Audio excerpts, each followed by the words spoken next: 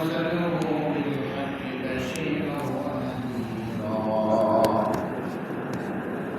وداعيا إلى الله بإذنه وسراجا منيرا فقد قال الله تعالى في كلامه المجيد وفي فرقانه الحميد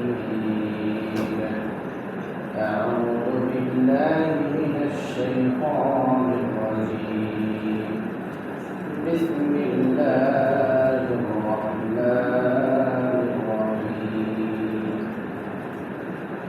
أفحسبتم أنما خلقناكم عبثا وأنكم إلينا لا ترجعون آمنت بالله صدق الله المولانا العظيم وصدق رسوله النبي الكريم ونحن على ذلك من الشاهدين والشاكرين والحمد لله رب العالمين اللهم صل على محمد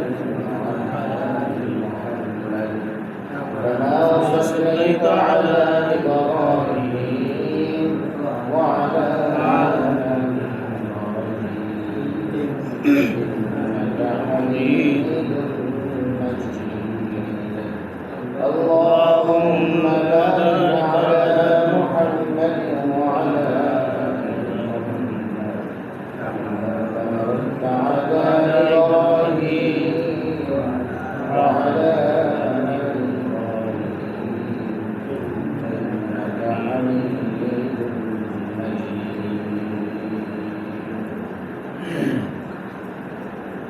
Alhamdulillah, Muhammad Sallallahu Alaihi Wasallam.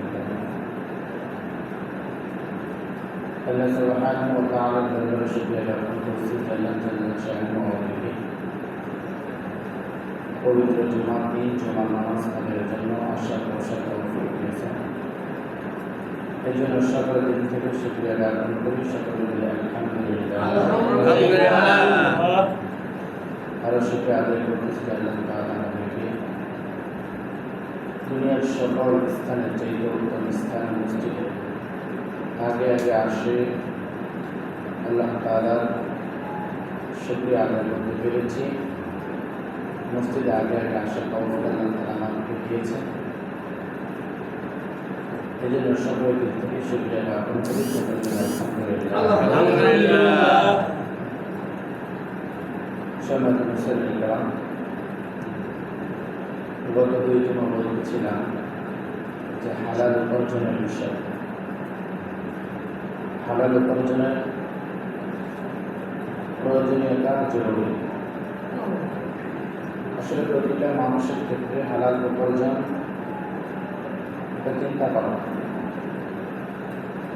যদি আমরা এটা করি না এখন আর কোথা থেকে আসলে টাকা কোথা থেকে খাবার আসলে কেউ চিন্তা করি এখন আসছে তো খাইতেছে আসছে গ্রহণ করতেছে এটা আমার জন্য হালাল না হারাম আমার জন্য খাওয়া জায়েজ না নাজায়েজ এই ফিকিরটা আমরা এখন করি না ইনশাআল্লাহ যেহেতু আমরা এই বিষয় শুনছি আমরা ইনশাআল্লাহ চেষ্টা করবো প্রত্যেকে হালাল উপার্জন করার জন্য আমাদের উপার্জনটা যেন প্রতিটা একটা পয়সাও যদি আমার পকেটের মধ্যে ঢুকে ওটা যেন হালাল হয় ওটা যেন কোনো হারাম না হয় কারণ নবী সাল্লাল্লাহু আলাইহি ওয়াসাল্লাম বলেন লা ইয়াদখুলুল জান্নাতা বুগয়া জাসাদুন বুগয়া বিল হারাম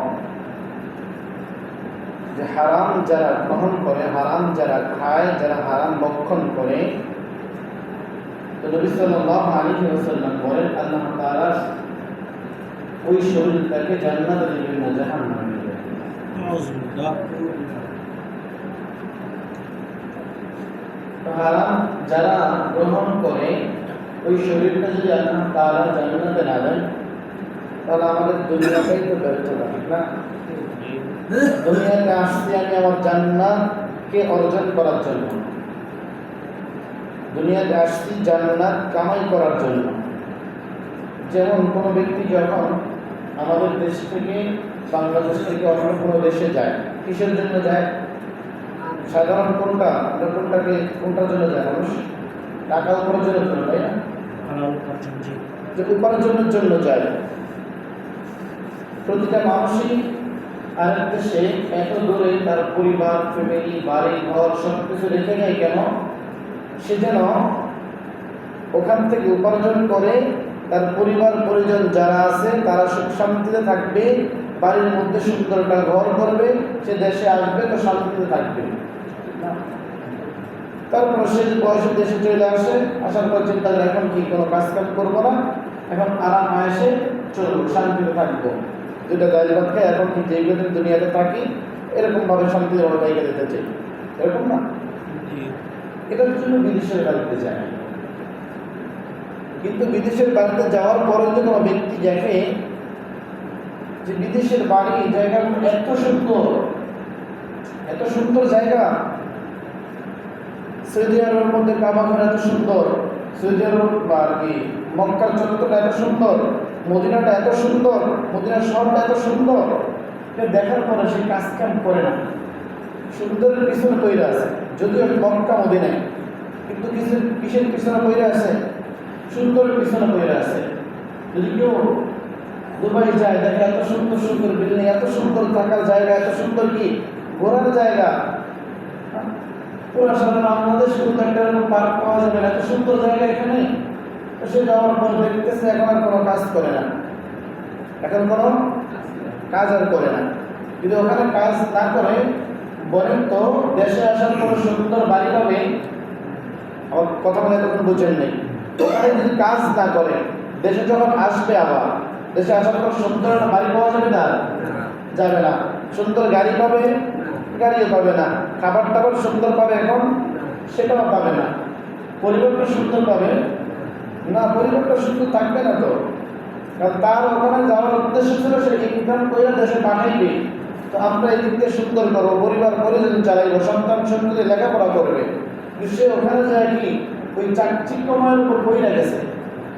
বিদেশের যে চাকচিক্য সৌন্দর্য আছে, ওই সৌন্দর্যের মধ্যে সে পড়ে গেছে।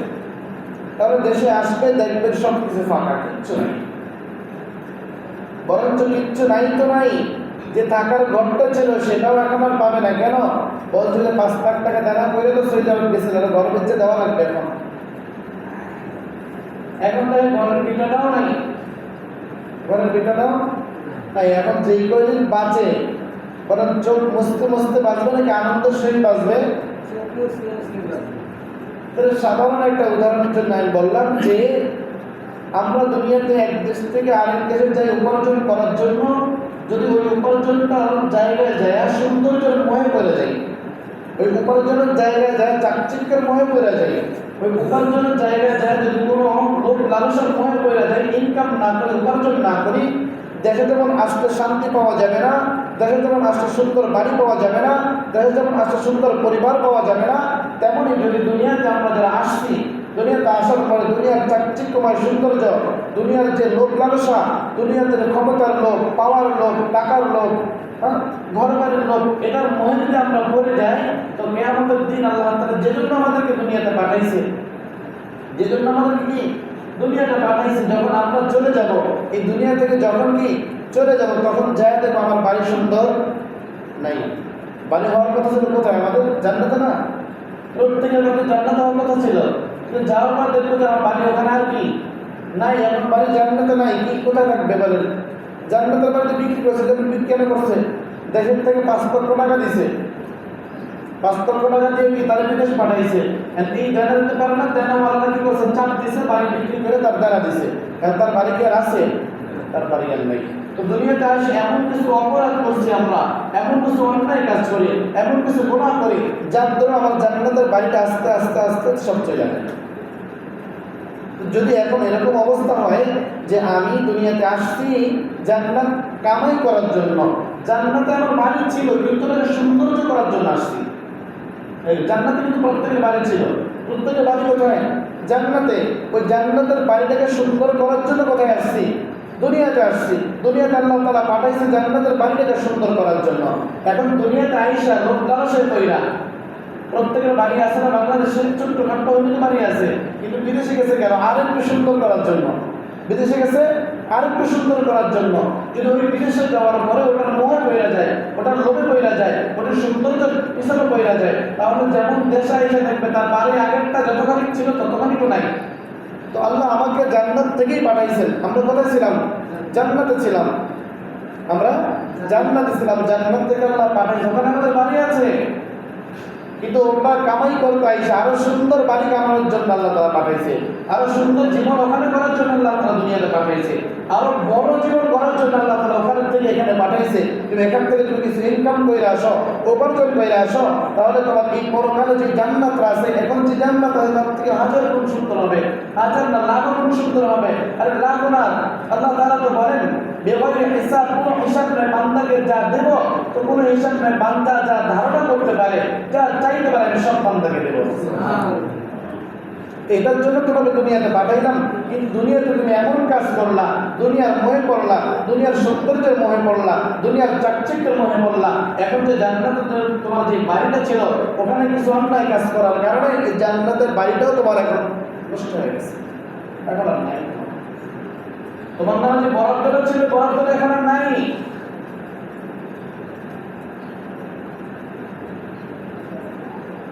কেমনে নষ্ট হয়? নবী সাল্লাল্লাহু আলাইহি ওয়াসাল্লাম বলেন, সাহাবায়ে কেরামদেরকে জিজ্ঞাসা করতেন, তোমরা কি জানো যে সবথেকে অসহায় কে? সবথেকে অসহায় কে? কিয়ামতের দিন সবথেকে অসহায় কে হবে? সাহাবায়ে কেরাম বলেন, ইয়া রাসূলুল্লাহ, আপনি আর আল্লাহ এবং তার রাসূল ভালো জানেন। তো নবী সাল্লাল্লাহু আলাইহি ওয়াসাল্লাম বললেন, যে সবথেকে অসহায় ওই ব্যক্তি হবে যে ব্যক্তির নামাজ আছে, রোজা আছে, হজ আছে, যাকাত আছে, অর্থাৎ ইসলামের প্রত্যেকটা আমলের মধ্যে সে লিপ্ত ছিল, আমল করছে, কিন্তু দুনিয়াতে কিছু অন্যায় কাজ করছে। অন্যায়টা কি? অন্যের হক নষ্ট করছে, হারাম উপার্জন করছে, আরেকজনের সম্পদ সে দখল করছে, আরেকজনের টাকা তার পকেটে ঢুকাইছে, নিজের মনোকইরা খরচ করছে, আরেকজনের নারকেল গাছের নারকেল পাড়ায় নিয়ে আসছে, আরেকজনের আম গাছের আম টোকায় নিয়ে আসছে। তো যখন এরকম কাজ করছে দুনিয়াতে, অন্যকে কি তার স্বাধীনতা, তার হক নষ্ট করছে, তার কি বলে কথা বলার হক নষ্ট করছে, তার চলার হক নষ্ট করছে, তার চলে দেখার হক নষ্ট করছে। যখন এই কাজগুলো করবে, দুনিয়াতে এই কাজগুলো করার পরে কিয়ামতের দিন যখন যাবে, যাওয়ার পরে আল্লাহ তাআলা যার যার হক নষ্ট করে তাকে তাকে ডাকবেন। যার যার হক নষ্ট করছে, যার কাছে নারকেল করছে তাকে ডাকবেন, যার কাছে আম ঠকাইছে তাকে ডাকবেন, যার সম্পদের উপর বাড়ি করে থাকতেছে তাকে ডাকবেন, যার সম্পত্তির উপরে কি চাষবাস করে খাইছে তাকে ডাকবেন, যার পকেটের টাকাতে বিদেশি যে বড় হয়েছে তাকে ডাকবেন। হ্যাঁ, ডাকার পরে বলবে তোমার থেকে সে নিছে, হ্যাঁ নিছে, তুমি কিটা চাও? হ্যাঁ চাই। আমার কাছে আম কইরা খাইছে, আমি চাই আম, কিন্তু আম দেওয়া যাবে তখন? বলেন তো, দেওয়া যাবে না? বলছে আমটা এখন দেওয়া যাবে, কি করবা? বললা যেহেতু আম দেওয়া যাবে না, তাহলে তার কি আমল থেকে আমার কিছু আমল দাও। আমার এখন আমল দরকার, আম দরকার নেই, আমার এখন নারকেল দরকার নাই, আমার জায়গার উপর ঘর উঠে আছে থাকছে, আমার এখন আর জায়গা দরকার নাই, আমার এখন আমল দরকার, আমার কিছু আমল দাও। তো তার আমল তো অনেক, সে কি করছে? নামাজ পড়ছে, রোজা রাখছে, হজ করছে, জাকাত করছে, সব কিছু। তার আমল থেকে একজনকে দিতে দিতে নবী সাল্লাল্লাহু আলাইহি ওয়াসাল্লাম বলেন, সর্বশেষ তার কোনো আমল অবশিষ্ট থাকবে না, তারপর তার পাওনাটা হয়ে গেছে। তার পাওনাটা কি হয়ে গেছে? এখন বলতে আমার তো আমল নাই, কি করবো?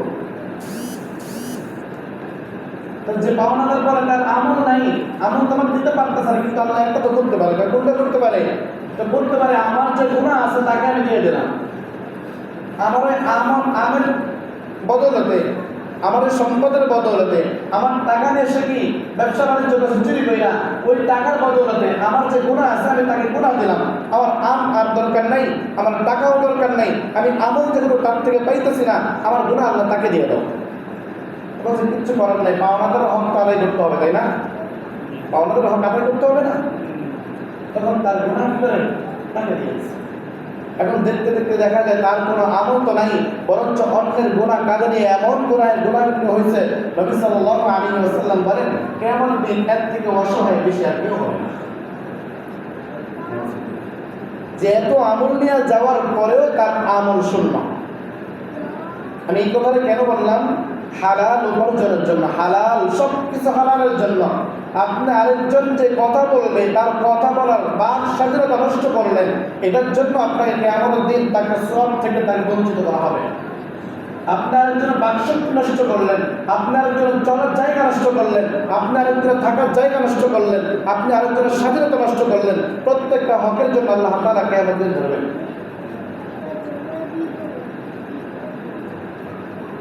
فمن يعمل مثقال ذرة خيرا يره ومن يعمل مثقال ذرة شرا يره। আল্লাহ বলেন যে দুনিয়ার মধ্যে সামান্য জাররা পরিমাণ, ফামান ইয়ামাল মিসকালা যাররা, যদি কেউ জাররা পরিমাণে কোনো গুনাহ করে, জাররা পরিমাণে কোনো কষ্টদায়ক কাজ করে, জাররা পরিমাণে যদি কোনো অপরাধ করে, আল্লাহ তাআলা কিয়ামতের দিন এই জাররা পরিমাণের হিসাব আল্লাহ তাআলা নেবে। আর যদি কেউ জাররা পরিমাণ নেকের আমল করে, জাররা পরিমাণ করে সওয়াবের কাজ করে, জাররা পরিমাণ কোনো ভালো কাজ করে, তো আল্লাহ তাআলা কিয়ামতের এই জাররা পরিমাণের সওয়াবটাও তাকে দিয়ে দেবেন। সুবহানাল্লাহ। জাররা মানে কি?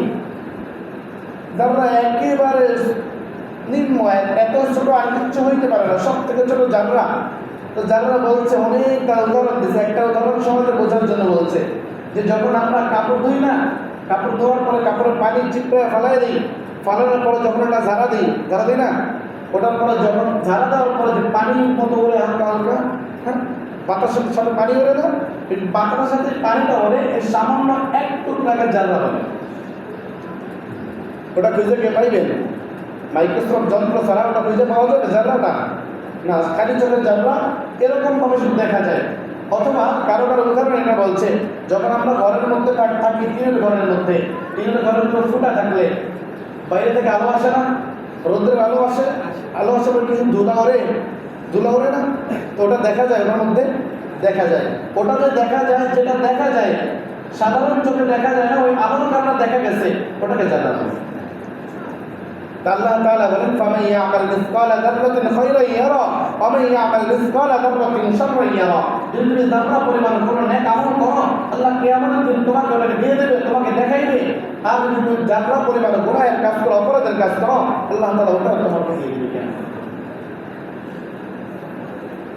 তাহলে বলেন তো, চিন্তা করি, একটু চিন্তা করি, কেন বারবার আমি এটা বলতেছি? এর জন্য প্রত্যেকে চিন্তা করে যে আমার উপার্জনটা কি করতেছি, আমি উপার্জনটা কেমনে করতেছি, আমি যেটা শরীরের মধ্যে ঢুকে গেছে এটা কি হালাল না হারাম?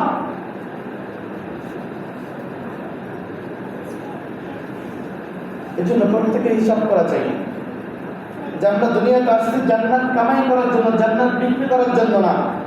বিদেশের বাড়িতে অনেকেই থাকছেন, অনেকেই আছেন বিদেশে গেছেন টাকা উপার্জন করার জন্য, নিজের বাড়ির ইচ্ছা ওখানে যাওয়ার জন্য না। নিজের বাড়ির ইচ্ছা ওখানে যাওয়ার জন্য কেউ বিদেশের বাড়িতে যায় না। নিজের যে বাড়িটা আছে, ছোট্ট একটা ঘর, হইতে পারে টিনের, হইতে পারে না হয় বেড়া কি বলে কমরাইলের হইতে পারে, অন্য কিছু দাম হইতে পারে, যে সাধারণ কোনো বাড়ি আছে, সাধারণ ছোট্ট একটা বাড়ি, টিনের ঘর, ওটা বিক্রি করে আমি বিদেশের বাড়িতে, ওটা বিক্রি করার জন্য বিদেশের বাড়িতে যাই নাই, ওটাকে আরেকটু সুন্দর করার জন্য বিদেশের বাড়িতে গেছি, তাই না? আমার এই ছোট্ট বাড়িটাকে আরেকটু সুন্দর করার জন্য বিদেশের বাড়িতে গেছি। আমার সন্তান ঠিকঠাক মতো খাবার পায় না, আমার সন্তান প্রতিদিন সুন্দর খাবার পায় না, সুন্দর খাবার পাওয়ার জন্য বিদেশের বাড়িতে গেছি। আমার সন্তান ভালো প্রতিষ্ঠানে করতে পারে না, ভালো প্রতিষ্ঠানে ওকে পড়ানোর জন্য আমি বিদেশের বাড়িতে গেছি, তাই না? এটাই তো। কিন্তু যাওয়ার মধ্যে এমন কিছু কাজ করি যার জন্য আমার বাড়ি বিক্রি করতে হয়, আমার সন্তান আগে যা খাবার পেত এখন সেটাও পায় না, আমার সন্তান যে প্রতিষ্ঠানে পড়তে পারত এখন পড়তেই পারে না। এটার জন্য কেউ বিদেশে যায়? এটার জন্য কেউ বিদেশের বাড়িতে যায় না। বিদেশের বাড়িতে যায় শুধু কি সুন্দর ভবিষ্যৎ করার জন্য, যে আমরা আমাদের ভাষায় বলি সুন্দর ভবিষ্যৎ করার জন্য। দেশে এসে আমাদের আমার ঘরটা ছোট ছিল, একটু বড় করবো, সুন্দর অসুন্দর ছিল আর একটু সুন্দর করবো, একটা ছিল দুইটা করবো, গাড়ি ছিল সামান্য ছোট একটা গাড়ি আর একটু বড় গাড়ি করার জন্য বিদেশের বাড়িতে যাই, বিদেশে উপার্জন করার জন্য যাই। কিন্তু ওখানে লোক লালসায় সৌন্দর্য কইরা যদি আমি দেশে আসি, তাহলে যেমন আমার দেশের সব কিছু হারাইব, তেমনি আল্লাহ তাআলা আমাকে জান্নাত থেকে পাঠাইছে। প্রতিটা মানুষের জান্নাত ছিল কোথায়? আমাদের আদি পিতাকে, সর্বপ্রথম মানুষকে দুনিয়ার হযরত আদম আলাইহিস সালাম, এর আগে কোনো মানুষ ছিল? তার থেকে তো আমরা সবাই, তাই না? তা আমাদের পিতা কোথায় ছিল? জান্নাতে ছিল। তা আমাদের রূহ কোথায় ছিল? জান্নাতে ছিল। আল্লাহ তাআলা বলছেন আলাস্তু বিরাব্বিকুম, আমি তোমাদের রব নই। এটা কোথায় বলছে জানেন? জান্নাতের মধ্যে। আল্লাহ তাআলা যে বলছে আলাস্তু বিরাব্বিকুম, আমি কি তোমাদের রব নাই? আমি তো বলছি বলো বালা, হ্যাঁ আপনি আমাদের রব। এই কথার কোথায় হয়েছে? জান্নাতের মধ্যে হয়েছে। তো ওখান থেকে আল্লাহ তাআলা আপনাকে আমাকে দুনিয়াতে পাঠাইছে ওই জান্নাত থেকে আরেকটু সুন্দর করার জন্য। কিভাবে সুন্দর হয়? নবী সাল্লাল্লাহু আলাইহি ওয়াসাল্লামের একটা হাদিস, নবী বলছে কি, যদি কেউ দুনিয়ার মধ্যে একবার সুবহানাল্লাহ বলে, কয়বার? একবার সুবহানাল্লাহ বলে, তো আল্লাহ তাআলা জান্নাতের মধ্যে তার একটা সুন্দর বাড়ির ব্যবস্থা হয়ে গেছে। বাড়িটাকে সুন্দর করার জন্য দুনিয়াতে পাঠাইছে। এখন যদি দুনিয়ার লোভে কইরা, দুনিয়ার মায়া কইরা, দুনিয়ার সম্পত্তির দিকে তাকাইয়া যদি সবকিছু আমি নষ্ট করি, জান্নাত নষ্ট করে দায় করতে কে থাকবে বলেন? আমি নিজেই। দুনিয়ার লোভে কইরা আমি আমার জান্নাত নষ্ট করতেছি। যে জান্নাত থেকে আমি আসছি, আমার যাওয়ার কথা ছিল, আমি ওই জান্নাতে যাবো আল্লাহকে বলেও আসছি, কিন্তু দুনিয়াতে এসে আমি এমন কাজ করতেছি যা আস্তে আস্তে আস্তে আস্তে আমার জান্নাত বিক্রি হইতেছে, জান্নাত থাকতেছে। মেরে ভাই বুজুর্গ, এই জন্য বলবো যে আল্লাহ তাআলা আমাদেরকে পাঠাইছে দুনিয়া কামাই করার জন্য না, দুনিয়াতে থেকে জান্নাতকে সুন্দর করার জন্য। দুনিয়াতে থেকে জান্নাত সুন্দর করার জন্য আল্লাহ তাআলা যেন আমাদের প্রত্যেককে এটা বোঝার, আমার দেমাগের মধ্যে ঢোকানোর তৌফিক দান করে। কারণ দুনিয়া সুন্দর করার দেমাগ সবার আছে, একটা বড়দেরও আছে, পাগলের আছে, বোবারও আছে, ঠিক না? আর দুনিয়া সুন্দর করার দেমাগ প্রত্যেকটা মানুষের আছে, ছোট থেকে বড়, বড় থেকে ছোট, বড় থেকে চালাক, চালাক থেকে বড়, প্রত্যেকের আছে। কিন্তু জান্নাত সুন্দর করার দেমাগ সবার আল্লাহ তাআলা দেয় নাই। আর সবার যাদের আছে থাকার পরে ওই দেমাগটা কাজে লাগায় না। এই জন্য আমরা চেষ্টা করি ইনশাআল্লাহ আমাদের জান্নাতটাকে সুন্দর করার জন্য। দুনিয়া যা কিছু চলবে, জান্নাত সুন্দর না করলে চলবে না। দুনিয়াতে যেমনি হোক টাইনাসির আমার জীবনটা শেষ হয়ে যাবে, কিন্তু জান্নাতে টাইনাসির জীবন শেষ করার সময়, জীবন শেষ হবে তখন আর জান্নাতের জীবন শেষ করা, জান্নাত জাহান্নামের জীবন শেষ হওয়ার কোনো সিস্টেম নাই। ওখানে শুরু আছে, কোনো শেষ। খালিদিনা ফিহা আবাদা, ওখানে আবাদুল আবাদের জন্য থাকতে হইতে পারে জান্নাত, না হইলে জাহান্নাম। ওখানে কোনো শেষ নাই, শুরু আছে, কোনো শেষ হবে না। আল্লাহ তাআলা আমাদেরকে যেন দুনিয়া থেকে জান্নাত অর্জন করতে পারে সেই তৌফিক দান করেন। আমিন। আলহামদুলিল্লাহ।